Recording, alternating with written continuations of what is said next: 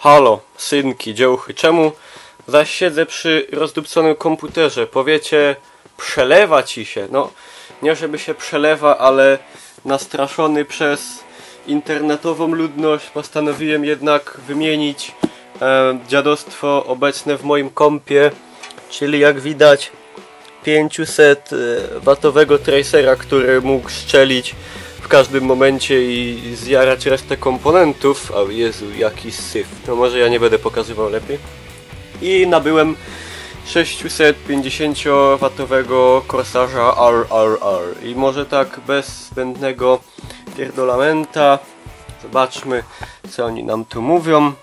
A będą jaja z podpinaniem tego wszystkiego. No, nigdy jeszcze zasilacza chyba nie zmieniałem w kompie. No nie, może z raz, ale no dobra. Zobaczmy, co tutaj się w tym naszym małym bandycie kryje. Poradzę sobie jedną ręką. Chyba działa tak. O! Gwarancje, pies szczeka.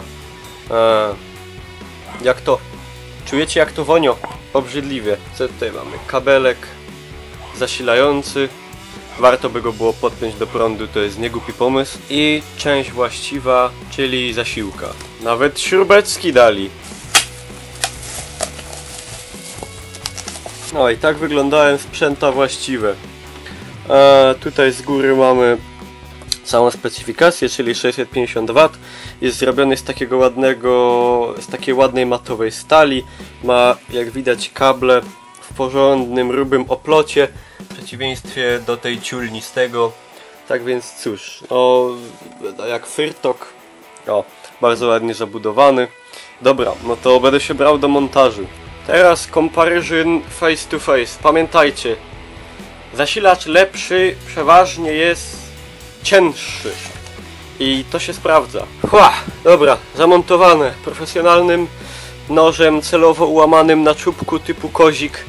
Trzeba przyznać, że montowanie podzespołów w taką chicę to jest super zabawa. Polecam każdemu. Dzieciom, kobietom w ciąży.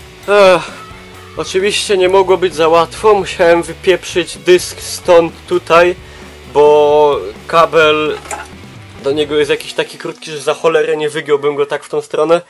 Więc już wnętrze kompa jest dokładnie zalane moim potem. Mój RAM, jakby ktoś był ciekaw. Mała zdziro. Dobra, kropka nad i.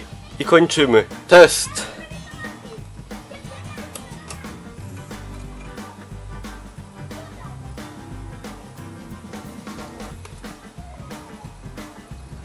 Boże! To działa!